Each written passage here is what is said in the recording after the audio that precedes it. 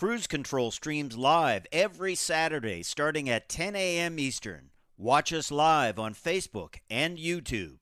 Details are in this podcast's episode information. This is Cruise Control. Your on-air automotive magazine with co-hosts Fred Staab and Les Jackson. Everything you need to know about new and used cars. Industry news. We'll fix or repair your car on the air. Fasten your seatbelts and let us take the wheel. Now, your ride is about to begin. Because you're on Cruise Control. Cruise Control. Cruise Control. And welcome to Cruise Control, your on-air automotive magazine. I'm Fred Staab, and the other guy you're about to hear is none other than Les Jackson.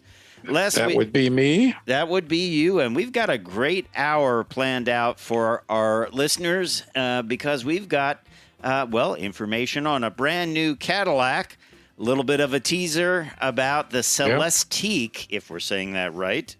The Celestiq, the little teaser picture we have looks pretty nice, but we can't really describe it. Yeah, it's going to be built in a place steeped in history, General Motors history. We'll tease it with that. And then you've got a story about a couple of companies bringing out new models, and we got pricing on them. Absolutely. 2023 models. Now, Hyundai prices out the new Palisade, including the XRT model. And Kia is telling us how much it'll cost to buy its all-new all-wheel drive Seltos CUV, which is their smallest all-wheel drive offering. Yes. And actually, I think this is a trend. I think they're just going to be putting all-wheel drive in everything. Yep, I'm getting an all-wheel drive bicycle later, so we'll talk about that. Excellent. And then here's something that you can use if you're thinking about moving to another state. A lot of people are. What states are the most expensive and least expensive to own and drive a car? Some of them you might find surprising. I'll bet it's Hawaii. It's very expensive to drive there from California, yes. Extremely. And we're talking tech later. What do you think? Are pop-up headlights coming back? Well, kind of. Yeah, kind of. Interesting reason why they disappeared less, and it was pedestrian safety in Europe, because you kind of get impinged on one if you got hit. And I'm going to have a review this hour of the BRZ, the Subaru BRZ. Very cool vehicle, very sporty vehicle, and a rear-wheel drive. This one had one of those manual things with the three pedals. That thing in the middle that you push and pull. And, you move it all around, and you go to town. Well, then it's completely safe for being stolen. That's true. It has the anti-theft device in it. That's right. It was a great little car. And, one of the things I liked was it had some cool treatment on the pedals. It has a boxer engine, believe it or not. And it says Toyota Subaru on that because they share the model. It's Toyota 86 and Subaru BRZ. So interesting combination of companies there. I'm sure we'll see plenty more of those as time goes on. Don't forget to check us out, though, at cruisecontrolradio.com. You can link over to all our social media, Facebook, Twitter, Instagram, and more. I'm Fred Staab. He is Les Jackson. We'll be right back. Cruise Control is your on-air automotive magazine. Check us out at cruisecontrolradio.com. Cruise Control. Hey, welcome back to Cruise Control. It's us. I'm Les. He's Fred over there. And we teased a little bit about Cadillac's newest, soon to be newest offering called the Celestiq. Which is kind of a cool name. It's going to be ultra luxury, translation, ultra expensive. True. That's okay. Lots of its competitors are. It's going to be a special design, which I'm sure will be striking. Yeah. Something you go, oh, wow, what's that? And it's being built at GM's historic design center, technical center, which was opened in 1956. Yeah. By, as you said, Dwight Eisenhower when he was president. He, I guess, cut the ribbon. Yeah. A lot of cool stuff has been designed there. Yeah, it sure has. And they're spending $81 million to start assembling the Celestiq there to get it going. And they've already started to work on this. Of course, it will be on the Ultium platform, which is GM's platform that will base all of their cars in the future.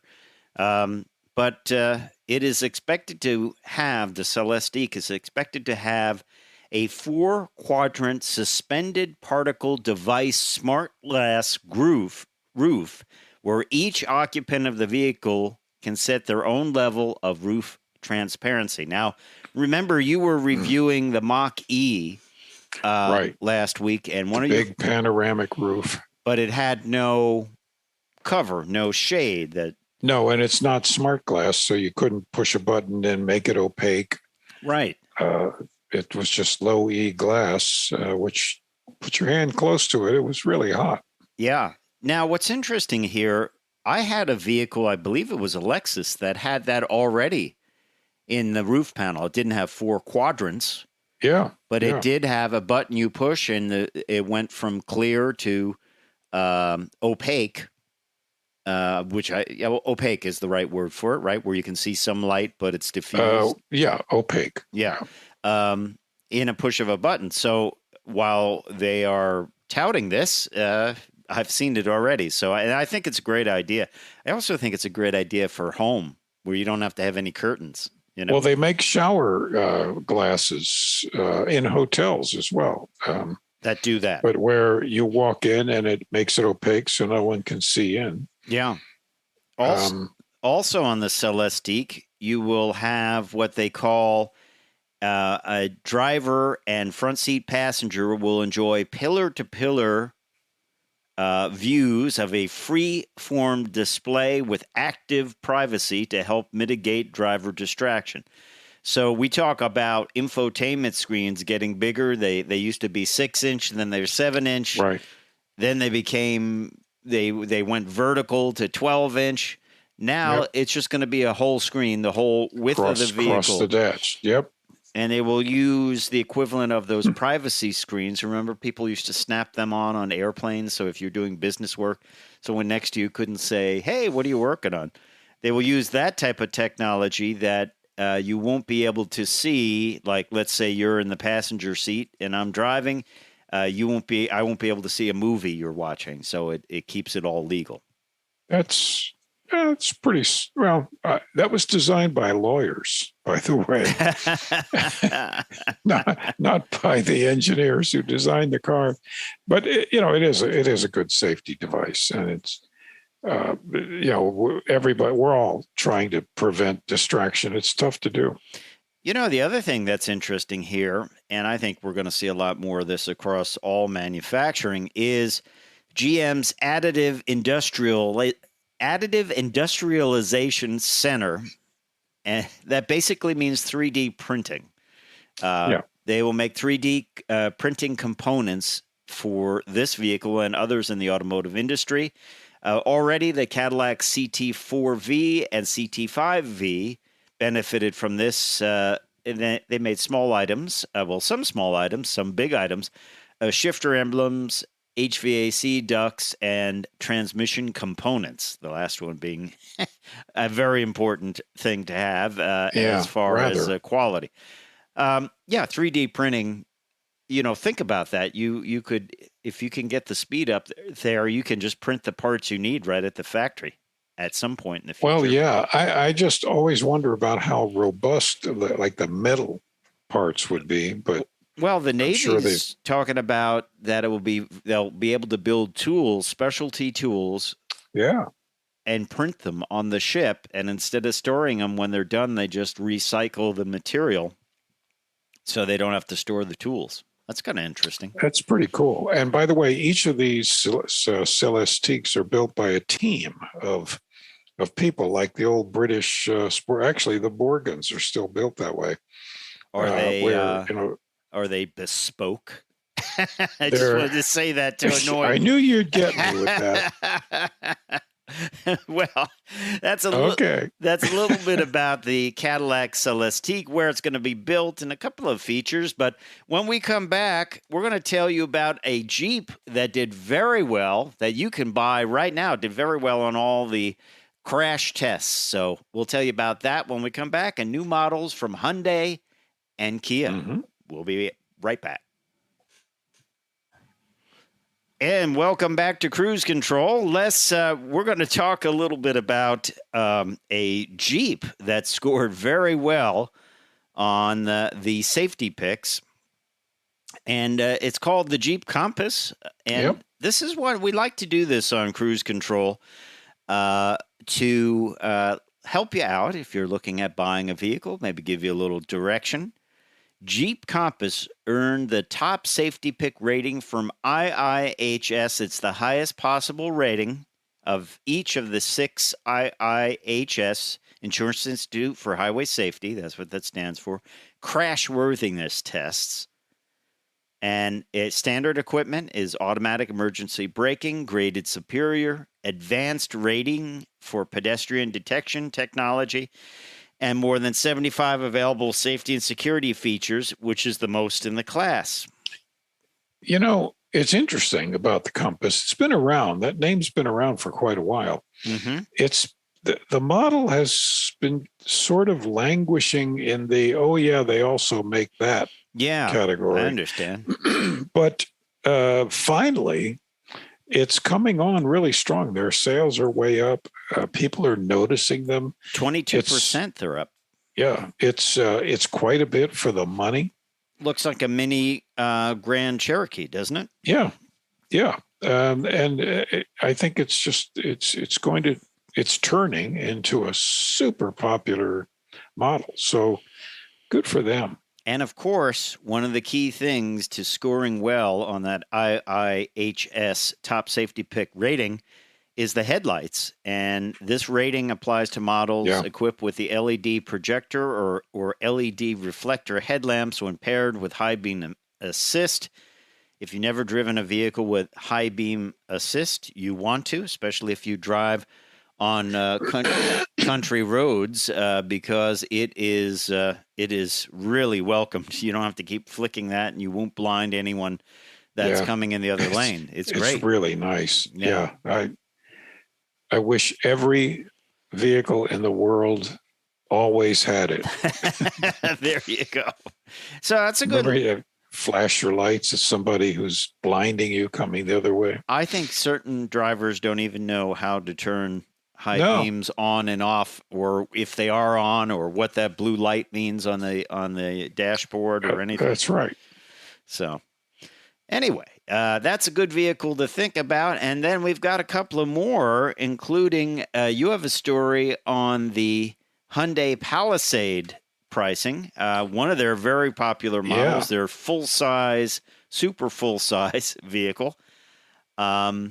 And as far as these large SUVs go, it's actually, the pricing is not all that bad, is it? Not until you get up into the higher models. It at the start, and they do have a few, as they say, fresh exterior and interior treatments, 12-inch navigation screen. Gotta have it. But any case, the base SE model, which has a lot, is only $34,950, which for that kind of a vehicle is pretty reasonable. 3.8 liter V6, 8-speed automatic, and that's front wheel drive only.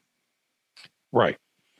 And as you go up, the SEL, the XRT, even the Limited is $46,500, and then there's the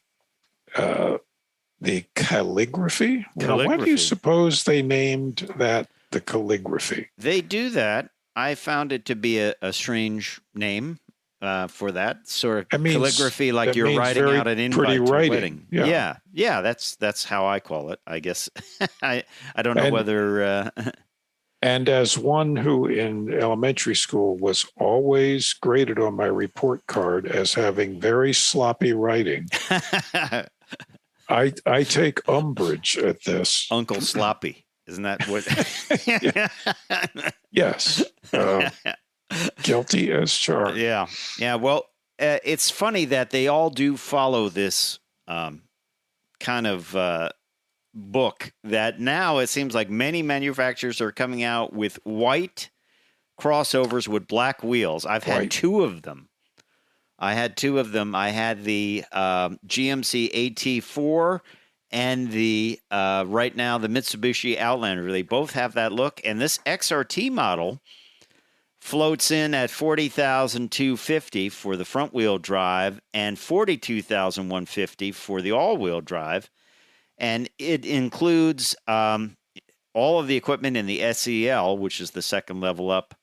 But it also adds 20-inch dark wheels with rugged styling, rugged lower bumpers and skid plate accents, rugged lower door garnish. Whoever thought you would say that as a sentence? By the way, I have a theory on why we're seeing so many white vehicles. Why is that? Because this is my theory. I have no inside knowledge, but because all of these new vehicles have such big grills. Yes. The face of the car is so overwhelming. The white shows it better than any other color, and they want that identity to be noticeable. I think you might be right, and it's interesting because not only is the body white on this XRT model, but it does have a rugged dark grille finish. Did I mention it's rugged?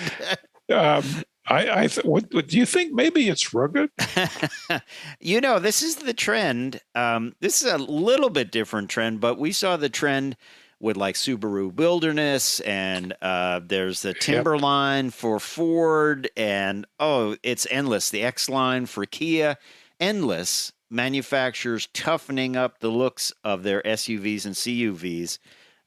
This is kind of a subset of that with this this model, the XRT, the rugged. It's funny, the release says rugged like 15 times. It says new rugged Palisade, rugged lower bumpers, rugged lower garnish. There's probably another rugged in there.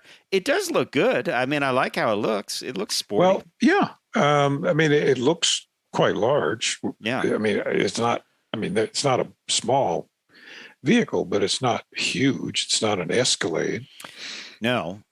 But there you have it. It's rugged. Let's move over. What were you going to say? Well, and so is the added dealer markup when you go get ready to buy one. Yeah, that will be rugged as well. That's extremely rugged. Let's talk about something from Kia, a little more affordable. Everyone always says, well, I love the Soul. Why didn't they make it all-wheel drive? And I always ask that, too, because it's a great value. But really, if you want to buy an all-wheel drive Kia and you want to get into an all-wheel drive Kia, the Seltos is really what you're looking at. Yeah. And the pricing is not all that bad at all. Listen to this. The S front-wheel drive starts at $22,890. Whoever heard of that? Buying a vehicle for that price? That's a bargain. I mean, it really is. The LX all-wheel drive. Listen to this. The LX all-wheel drive is actually less than it's $50 less. I don't understand that. Yeah. There's an S all-wheel drive at $24,390. The Nightfall edition, also a trend to have an all blacked out. We used to call that murdered, right. The look, when you had all the trim blacked out, dark windows, dark wheels. Now they call it Nightfall edition all-wheel drive. That is $27,040. EX all-wheel drive, $26,140. SX all-wheel drive, $28,340. Even if you throw the book at this thing, you're well under $30,000 probably even with the destination. I'm not sure what the destination is on this, but you can be I'm gonna guess $1,000. $1,000. Yeah. The LX, S, and EX get a 2-liter Atkinson 4-cylinder with 446 horsepower. That would be astounding, wouldn't it? 146 horsepower, 132 pound-feet of torque. If you want more, you can get the 1.6 turbo, 175 and 195 on the torque. That comes in the Nightfall Edition and SX model. Fuel economy, not all that bad, really. Front-wheel drive, it is, 29 city, 35 highway, not bad. And still not bad on all-wheel drive, 27 city, 31 highway, 29 combined.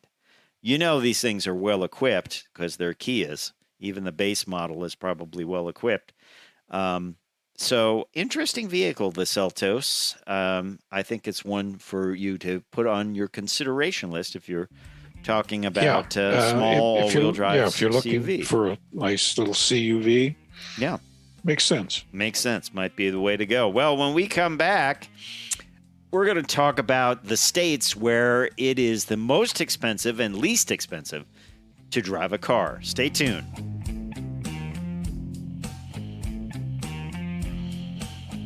We are live every Saturday at 10 a.m. Eastern. Watch us on Facebook and YouTube. Details are in this podcast's episode information. Cruise Control. Welcome back. Welcome back to Cruise Control. Fred and I are going to go over something near and dear to everyone's heart, which is the cost of insuring and owning a car. Yes. And we have a listing of the most and least expensive states for that sort of thing. And if you're in one of the most expensive states, well, we're sorry. Nothing we can do about it, though. I can't help you. No. But we can let you know. Yeah, we can let you know. And I think it's good information. People like to factor all this stuff in. This comes from a research firm called Deal A. And there's a difference in car insurance of $1,000 between the most and least expensive states. That's a pretty big discount. It's not really a huge difference, but it's pretty big. I'll say this, Les. Do you want the bad news or the good news? Let's do the bad first. Okay, so 10 most so expensive. People forget about it quickly. Okay. No. All right. So they kind of go through this in this list, the total average repair cost, the average car insurance cost, the 50-point safety inspection and oil change cost, total maintenance cost, and then they give you a total number. So number 10 of the most expensive is Colorado, coming in at $3,286. Okay. This is not including the cost of actually buying and paying for the car. Or gas. Yeah, or gas. This is just what it costs to own it as it sits in the driveway. Insure it, inspect it. Yep. I guess they have registration costs in here too, because they vary pretty highly. They could vary a lot. Anyway, I might be wrong too. I think you pay tax every year on your car in Connecticut, but I might be wrong about that. You do in Connecticut, and you do here in Virginia. And what do they base it on? The value of the car, or it's based on the average Blue Book value, or what they call actually it's kind of the trade-in value. Has that gone up since prices of used cars have gone up? Yeah, it has, but it's a function of age. Of age of the vehicle. Yeah, once your car is 20 years old, you owe essentially nothing. So it pays to buy an old car. but that said, when I bought my Corvette, mm-hmm. walked it through the assembly line in 1971 and bought it. It was $5,500 once I settled on the price. I'll give you $6,000. Over the course of 33 years, right. I paid for that car again. Oh, boy. In property tax. Wow. But they got rid of it toward the end of those years. There was no, they finally put an age limit where it became worth on paper $100. Yeah. Well, anyway, number 9, New York, $3,306, most expensive. Number 8, New Jersey. We're all in my neighborhood here, New York, New Jersey. No surprise. $3,312. Rhode Island, expensive state to live in, Rhode Island. I've heard that.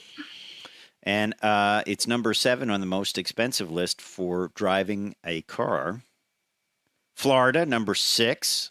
That's surprising because it's so cheap there in so many other ways. And other taxes. California, number 5. That is $3,456 a year. Kentucky, $3,613. Surprise number 3, Nevada, $3,705. Louisiana, $3,849. And the most expensive state, Les Jackson, do you know what it might be? It, strangely enough, is the home of the auto industry. Yeah, Michigan.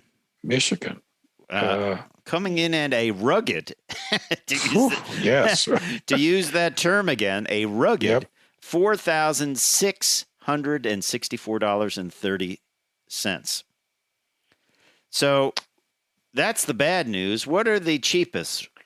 Well, 1 to 10, 1 being the cheapest. Number 10, cheapest is North Carolina at $2,701. Mm-hmm.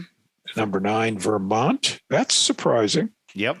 $2,581. Yep. Iowa, $2,566. Wisconsin, kind of same area of the country, $2,513. Idaho, a little further west, $2,494. This is just because there's less people out there. It's more. I think more so. Open space.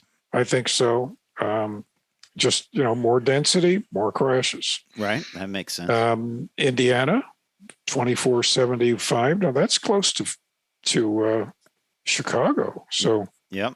Ohio, anyway. $2,438. Yep. Virginia, right here, where everyone complains about the cost.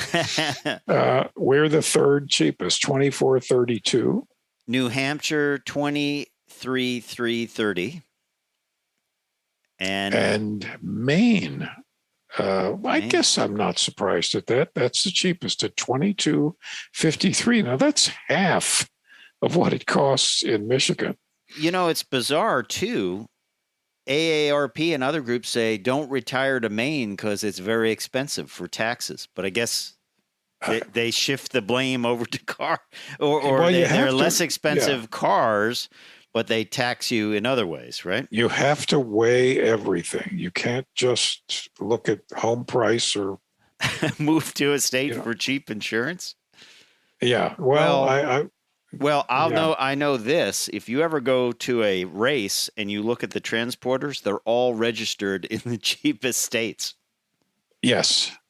Just like ships. Yeah. They're like registered in the country, Liberia, the countries that have the least regulation. Yeah. Yeah. Interesting stuff. Hey, you want to do a talk and tech? Absolutely. Yeah. All right. Well, pop-up headlights. Remember last version of the Corvette to have them was the C5. Yep. Taz Juchter, the chief engineer, told us they're not coming back on the Corvette. All of the engineers at the car companies hate pop-up headlights. They're a point of failure for sure. They're a terrible point of failure. They're just a nuisance to design. This is true of the British, anywhere. So they're not unhappy to see them go away. Also, if you get crashed in the front, they're expensive to repair too. Very expensive. Yeah. Well, pop-up headlights sort of could be making a comeback. This comes from our friends at Car Buzz. They found that Audi filed a German patent and team trademark office filing last year.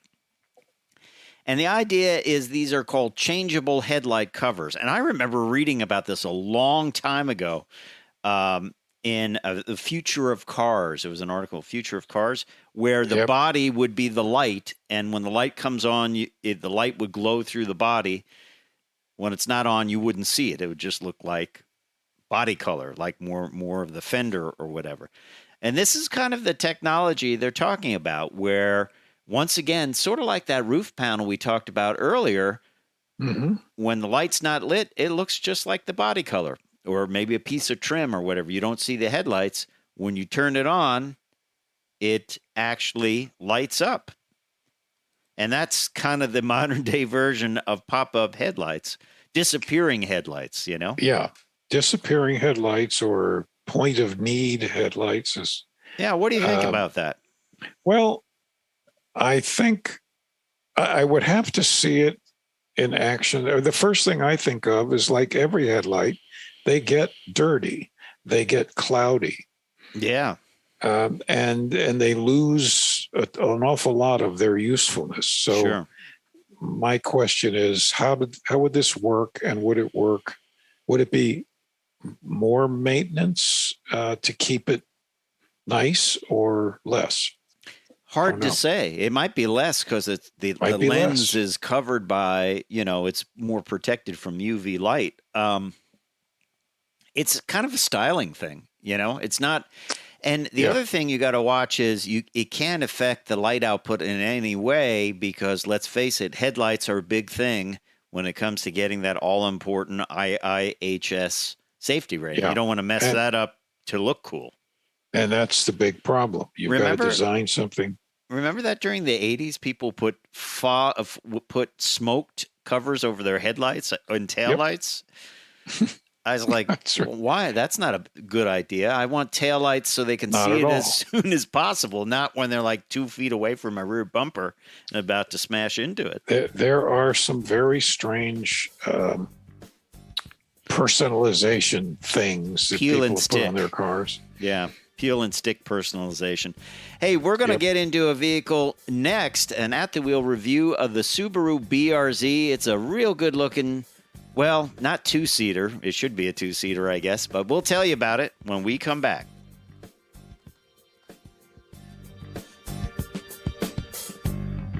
Cruise Control is your on-air automotive magazine. Check us out at cruisecontrolradio.com. Cruise Control. And welcome back to Cruise Control. We're going to have an at-the-wheel review of a very cool vehicle, the Subaru BRZ.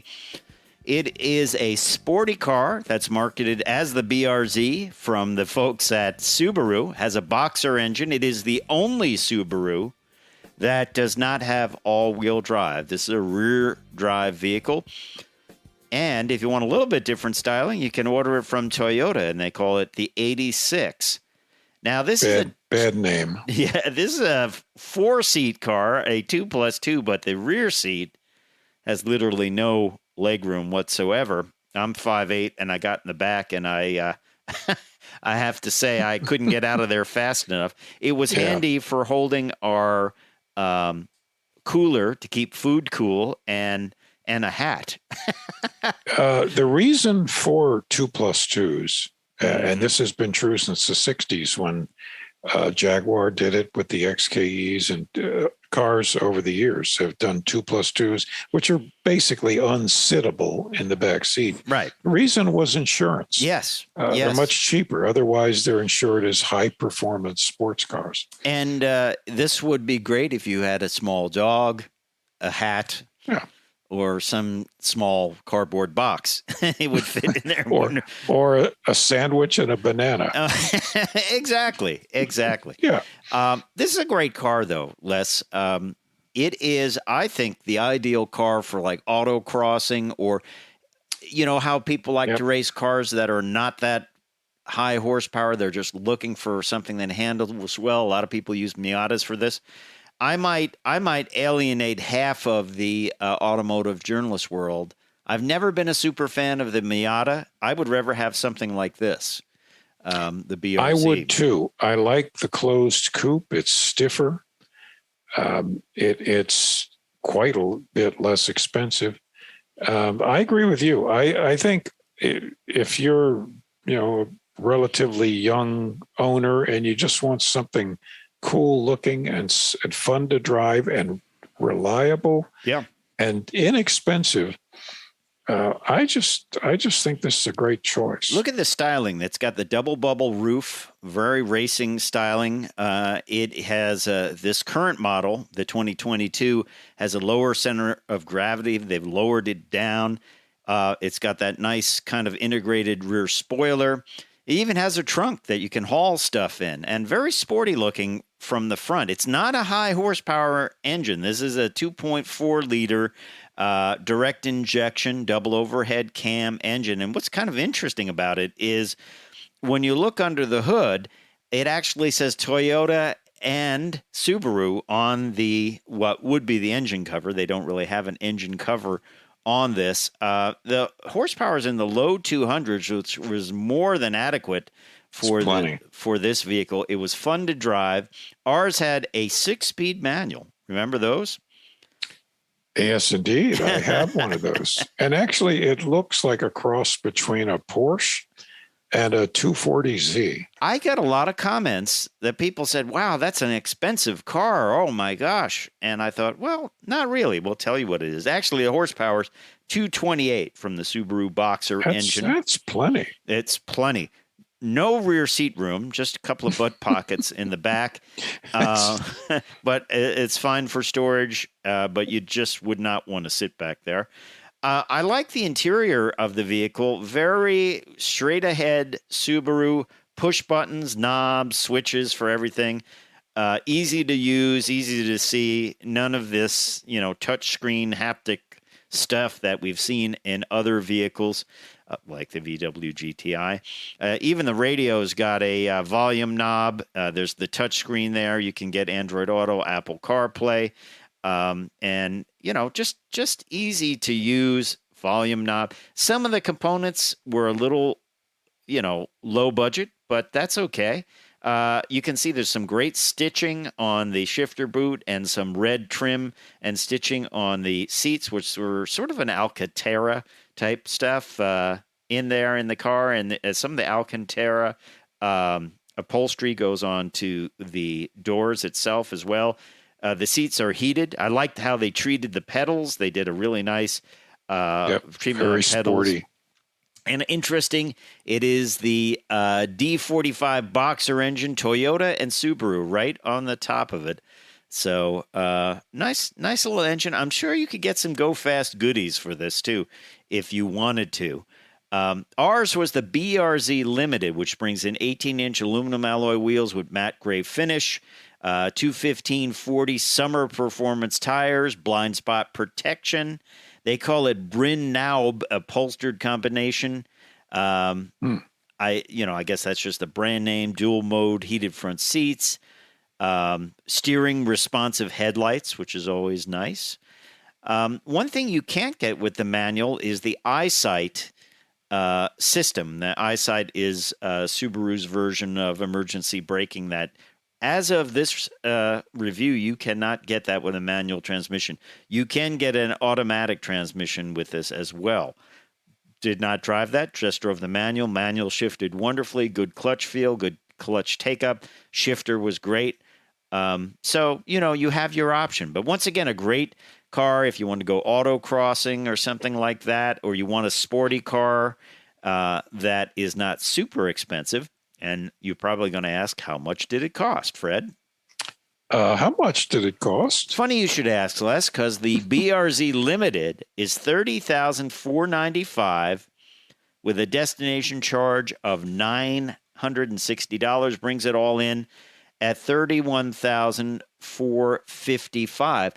If you recall, we were wondering, would we see a version of this vehicle? Would they continue it? And they have. I don't know what the sales numbers for this are, but I don't think it's one of their biggest sellers. But it is a great vehicle. It also has a limited slip diff, Torsen limited slip diff, which is great vehicle dynamic control, sport tune suspension. it's a nice little vehicle. It really is. It is a sporty vehicle. It's a fun vehicle. If you're looking for that type of vehicle, it's one to look for. I liked everything about it. I liked how it drove. It looked more expensive, especially in that silver, ice silver metallic than it was. I don't know what the automatic drive's like. That might be a little easier in traffic. It might actually be better for autocrossing the auto. It might be. Well, the fact is, I would doubt more than 3 or 4% of the buyers get manual. Yeah. So I give it a great rating, and they've just made it better with this generation. They've, as I said, lowered the center of gravity, dropped the vehicle a little bit. This is only the second generation, so I don't know. I kind of like the Subaru styling a little bit better than the Toyota styling. That's just point. I of do preference. too. Also, I have to give them credit for just doing this. For putting out what essentially is a limited market sports car. Yes. For in a world of over 70% of SUVs. Yeah, absolutely. I definitely like the autocross one though. Probably the automatic. That's what I would say. But that's your BRZ, your at the wheel review of the 2022 Subaru BRZ Limited model. Good looking vehicle. I like the dark wheels with the ice silver, and it's a fun vehicle. And by the way, I've read that they are working on a way to get the EyeSight system with manual transmissions. They have a few in their lineup yet. I believe you can still get a Crosstrek. I believe you can with a manual. With a manual, and they want that to come with EyeSight. So I would venture a guess that they would be adding EyeSight to manual transmission vehicles in the future. So. All right, there you have it. Well, we appreciate you listening to Cruise Control Radio. Don't forget to check us out at cruisecontrolradio.com. Time for me to say I'm Fred Staab. I'm Les Jackson. We're going to see you down the road. Bye. Cruise Control streams live every Saturday starting at 10 a.m. Eastern. Watch us live on Facebook and YouTube. Details are in this podcast's episode information.